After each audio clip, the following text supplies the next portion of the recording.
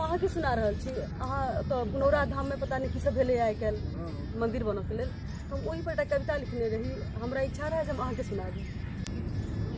माँ मैथिली एक अपील कर रहल छथि अहाँ सबके जे की चाही आ की हेबाक चाही। सत्य सनातन धर्म धरा छी, अस्तित्व के पहचान दिया, मान दिया, सम्मान दिया, हमर हेरायल नाम दिया। विद्वानक नगरी हम मिथिला, आई उपेक्षित शोषित शिथिला, हमर लिपि के लोपित कैलहुँ, स्वार्थक जाल बनाओ झिरेलहुँ।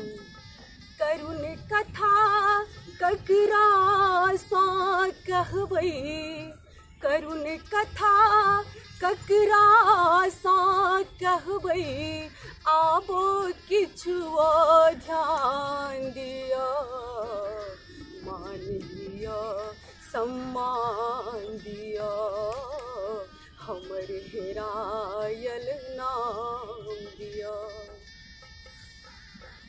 हमरे माटिक जनक नंदिनी, विश्व भरिक जे सतत वंदिनी, सिया राम साजिह्वा शोभित, सिया राम साजिह्वा शोभित, जनमानस त्रिगलखित मोहित। विश्व पटल पर अनुपम छवि हो, विश्व पटल पर अनुपम छवि हो, तेहन पुनौरा धाम दिया, मान दिया, सम्मान दिया, हमर हेरायल नाम दिया। राजनीति केर भाभट समटू, हम मैथिल छी एतबे सुनिरू, एकत्रित भऽ जोड़ लगबियौ, जन जन में उत्साह जगबियौ।